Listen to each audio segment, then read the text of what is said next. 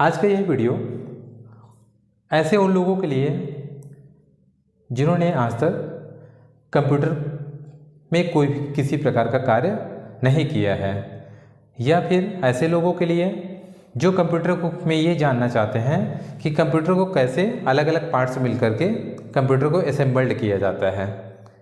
साथ ही इसके अंतर्गत हम कंप्यूटर के सभी पार्ट्स के बारे में डिटेल से चर्चा करेंगे कि कंप्यूटर के कौन कौन से पार्ट्स होते हैं और उन पार्ट्स की क्या उपयोगिता होती है। तो चलिए दोस्तों, जल्द से जल्द हम लोग इस वीडियो के अंतर्गत देखेंगे। जो लोग नए हैं तो हमारे चैनल को जीएस एजुकेशन को सब्सक्राइब कर लें ताकि आपको इसी प्रकार के अपडेट वीडियो मिलते रहें।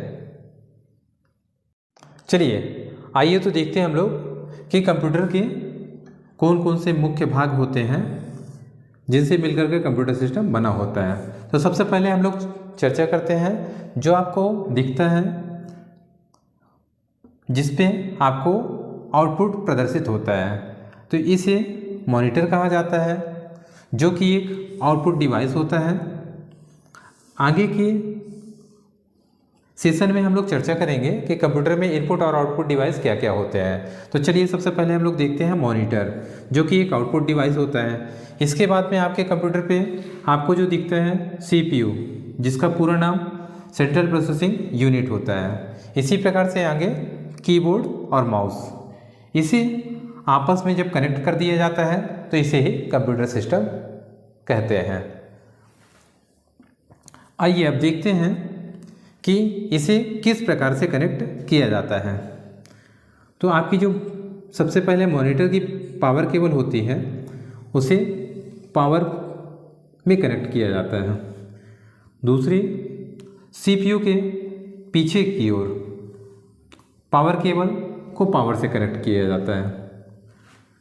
फिर मॉनिटर की डाटा केबल, जो कि सीपीयू के बैक एंड से लगी होती है। इसी प्रकार से कीबोर्ड और माउस भी सीपीयू के पीछे बैक एंड के पोर्ट में यूएसबी पोर्ट के माध्यम से कनेक्ट होते हैं। तो इस प्रकार से एक अलग अलग कंप्यूटर के पार्ट्स को आप कनेक्ट कर सकते हैं और इसके बाद में चालू करते हैं। सीपीयू में मुख्य रूप से दो बटनें आपको प्रदर्शित होती हैं। एक बड़ी बटन जिसे स्टार्ट या फिर पावर बटन के नाम से जाना जाता है, और एक छोटी बटन जो कि इसके पास ही होती है, उसे एक बार पुश किया जाता है जब कंप्यूटर आपका कार्य करते समय किसी प्रकार के कार्य को संपन्न नहीं कर पाता है, अर्थात कंप्यूटर बाध्य हो जाता है, जिसे कंप्यूटर की हैंग कंडीशन कहते हैं। इसके लिए हम उस समय रीस्टार्ट बटन को पुश करते हैं। रीस्टार्ट बटन को पुश करते ही कंप्यूटर दोबारा से चालू हो जाता है और प्रॉपर कार्य करना चालू कर देता है। तो चलिए इस प्रकार से कंप्यूटर को में हम कनेक्ट करके और कंप्यूटर को स्टार्ट कर सकते हैं।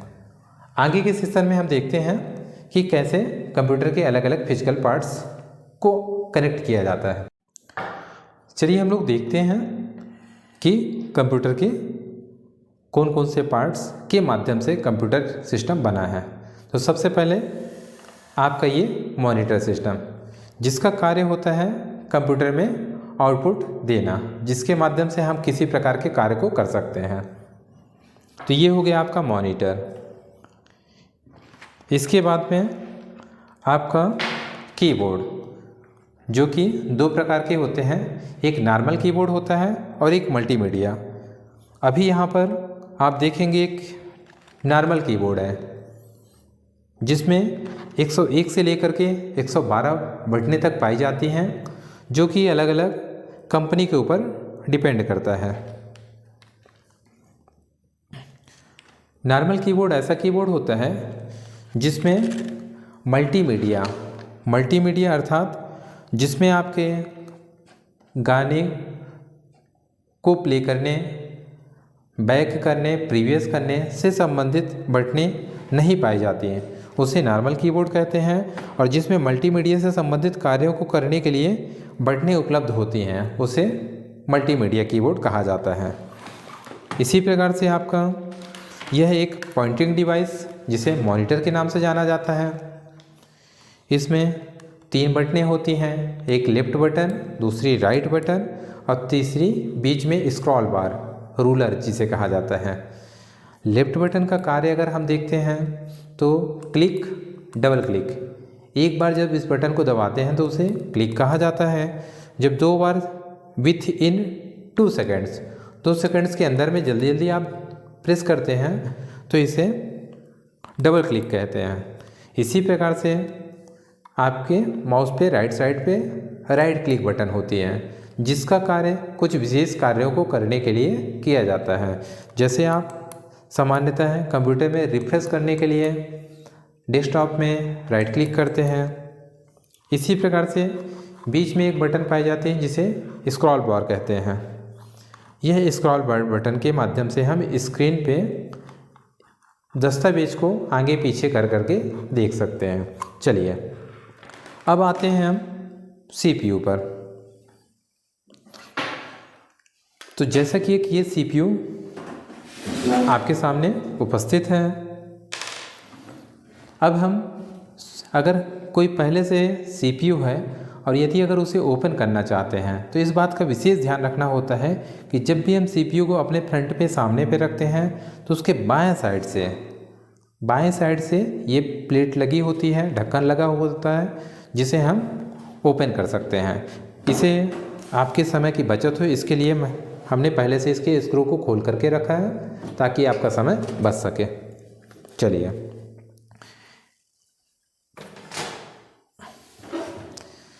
यह है आपका CPU, जिसमें इस CPU का एक फ्रंट पोर्शन है, सामने का हिस्सा है, जिसमें आप सामने देख रहे होंगे ये एक बड़ी बटन है जिसे पावर बटन या स्टार्ट बटन कहते हैं।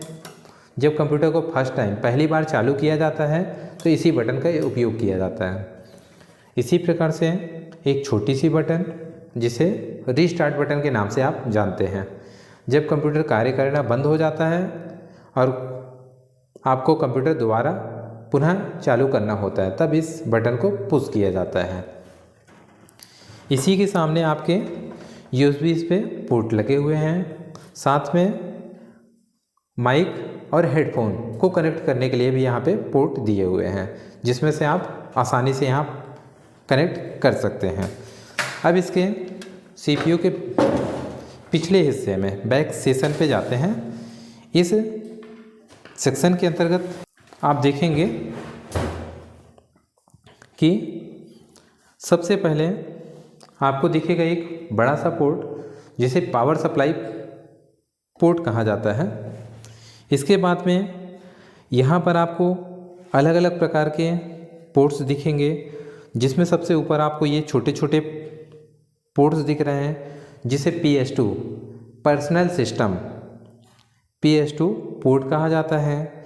इसी के जस्ट नीचे पैरेलल पोर्ट जिसमें आप प्रिंटर कनेक्ट करते हैं।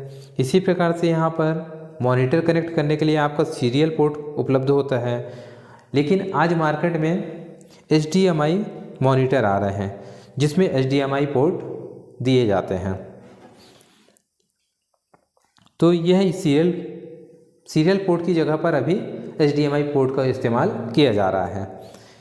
यहाँ आगे आपके 4 USB पोर्ट दिए हुए हैं, जिसमें से आप किसी भी USB डिवाइस को कनेक्ट कर सकते हैं। जैसे एक यहाँ पर वाईफाई रिसीवर ये कनेक्ट है।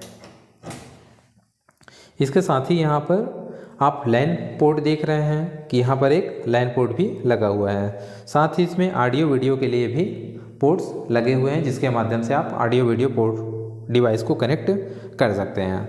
अब चलिए, अब हम लोग आते हैं CPU के अंदर के भाग में। अंदर के भाग में कौन कौन से हैं पार्ट्स लगे हैं और उनकी क्या उपयोगिता है। तो सबसे पहले हम लोग देखेंगे CPU में सबसे पहले आपको जो डिवाइस लगा होता है उसका नाम है SMPS, जिसे switch mode power supply unit कहते हैं। यह कंप्यूटर की पावर सप्लाई यूनिट होती है, जिसका प्रमुख कार्य कंप्यूटर के विभिन्न पार्ट्स को विद्युत आपूर्ति करना होता है। इसी के माध्यम से कंप्यूटर के विभिन्न पार्ट्स या डिवाइस विद्युत प्राप्त करते हैं। इसके बाद में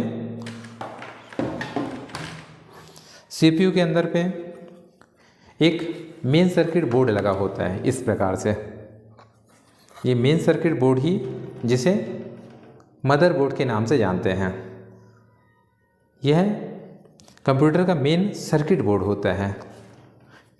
इसी में विभिन्न प्रकार के स्लॉट बने होते हैं। इन स्लॉट पर ही आप विभिन्न प्रकार के डिवाइस को कनेक्ट कर सकते हैं। तो चलिए हम लोग देखते हैं कि यह सीपीयू के अंदर कैसे लगा हुआ होता है। तो आप देखेंगे कि इस सीपीयू में जब यह मदरबोर्ड लग जाता है तो आपको इस प्रकार से बाहर उसका हिस्सा पोर्ट्स दिखाई देता है। इसके बाद जो कंप्यूटर का सबसे मेन पार्ट्स होता है, जिसे माइक्रो प्रोसेसर के नाम से जाना जाता है। आज मार्केट में बहुत सारे माइक्रो प्रोसेसर उपलब्ध हैं जिसे आप अपने बजट के अनुसार परचेज कर सकते हैं। यह माइक्रो प्रोसेसर मदरबोर्ड्स के ये प्रोसेसर स्लॉट में ऐसे लगाया जाता है। इस प्रकार से इसे कनेक्ट कर दिया जाता है और जब यह कनेक्ट हो जाता है तो इसके कूलिंग के लिए मदरबोर्ड, ताकि हीट ना हो, इसके लिए ये कूलिंग फैन इसके ऊपर ऐसे कनेक्ट होता है। फिर इसके बाद पे मदरबोर्ड में ही रैम स्लॉट बने होते हैं। इस रैम स्लॉट पे ही रैम को कनेक्ट कर दिया जाता है। इसे इस प्रकार से कनेक्ट करते हैं हम ये, और जैसे इस पे पुश करते हैं तो ऑटोमेटिक इसके दोनों साइड में लॉक लग जाते हैं, जिससे यह कंफर्म हो जाता है कि यह प्रॉपर अपनी जगह पर फिट हो चुका है। चलिए, अगर इसे आप निकालना चाहते हैं तो दोनों साइड पे इस पे ये ऐसे पुश करते हैं। जैसे पुश करते हैं तो ये आपकी रैम निकल जाती है। तो इस प्रकार से हम लोग मदरबोर्ड पर रैम को कनेक्ट कर लेते हैं। आगे अब स्टोरेज डिवाइस, अब आगे देखते हैं हम कि सीपीयू के अंदर पे एक डाटा स्टोर करने के लिए स्टोरेज डिवाइस लगा होता है जिसका नाम होता है हार्ड डिस्क ड्राइव। इस हार्ड डिस्क ड्राइव को भी हम मदरबोर्ड की सहायता से कनेक्ट कर लेते हैं और फिर जब आपस में इन सभी का कनेक्शन हो जाता है तो हम सीपीयू के बैक साइड पे ये पावर केबल इस प्रकार से होती है, जिसमें ये पीछे पिन कनेक्ट करने के लिए बना हुआ होता है। इसे सीपीयू पे ऐसे लगा सकते हैं और लगाने के बाद में ये मेन प्लग आप इलेक्ट्रिक बोर्ड पर कनेक्ट करते हैं।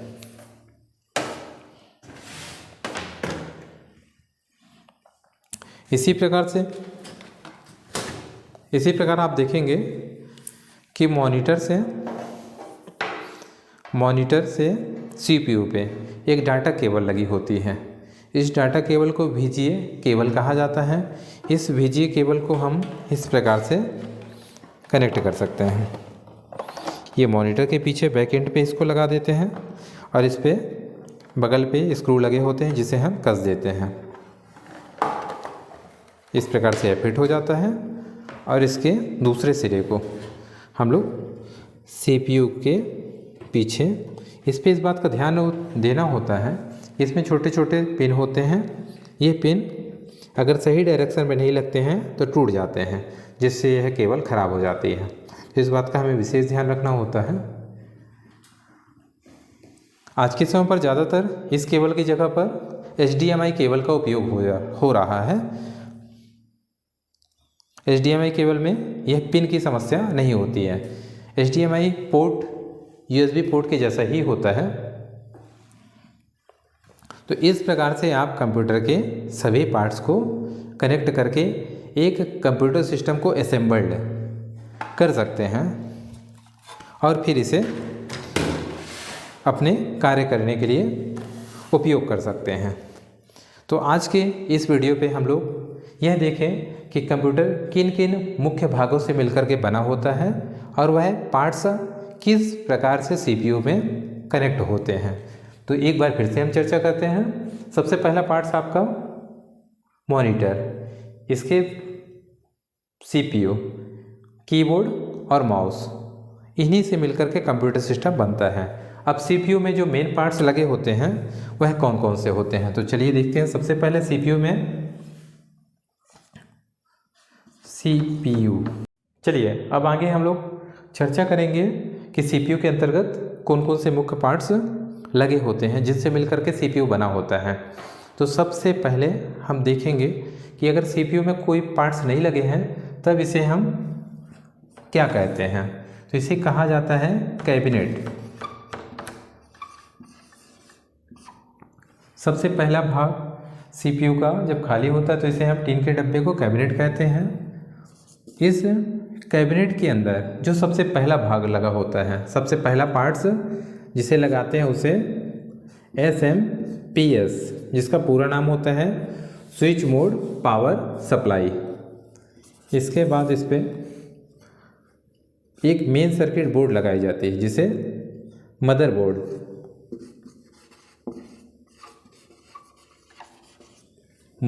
कहते हैं।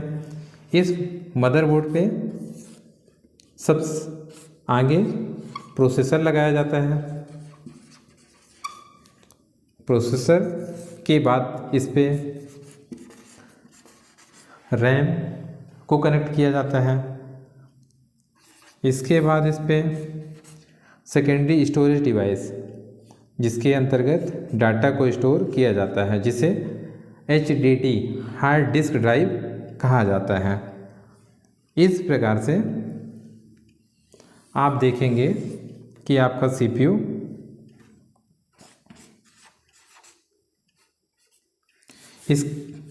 इस पे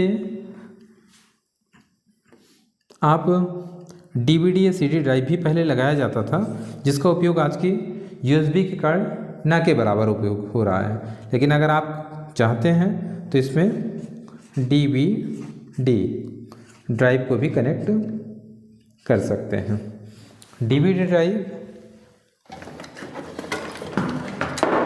DVD को प्ले करने के लिए एक डिवाइस होता है। इसमें यह लगने के बाद पे ऐसे फ्रंट पे इस टाइप से आपको दिखता है सीपीयू के सामने पे। इस पे दो केबल होती है, एक डाटा केबल और एक पावर के लिए होती है, और दोनों को मदरबोर्ड्स और एक को SMPS से कनेक्ट कर दिया जाता है। इस पे एक सामने पे यहाँ पर ओपन करने के लिए पुश बटन होती है। इसको पुश करने से यह ड्राइव ओपन हो जाता है, जिसमें आप DVD को लगा करके DVD को प्ले कर सकते हैं। तो हम देखेंगे कि मुख्य 7 पार्ट्स सीपीयू के अंदर लगे होते हैं जिनसे मिलकर के सीपीयू बना होता है। आज के वीडियो में हमने देखा कि कंप्यूटर के कौन कौन से मुख्य भाग होते हैं और इन भागों को कैसे हम आपस में कनेक्ट करके एक कंप्यूटर सिस्टम को कैसे हम बना करके चालू कर सकते हैं। तो इसी प्रकार के अपडेट वीडियो के साथ बने रहने के लिए हमारे YouTube चैनल JS एजुकेशन को आप सब्सक्राइब कर लीजिए, ताकि कंप्यूटर की A to Z जानकारी बेसिक से लेकर के एडवांस तक आपको इसी प्रकार से मिलती रहे। और अगर यदि आप इस चैनल पर नए हैं तो आप ज़रूर इस चैनल को सब्सक्राइब कर लें, ताकि आगे की अपडेट आपको मिलते रहें। धन्यवाद।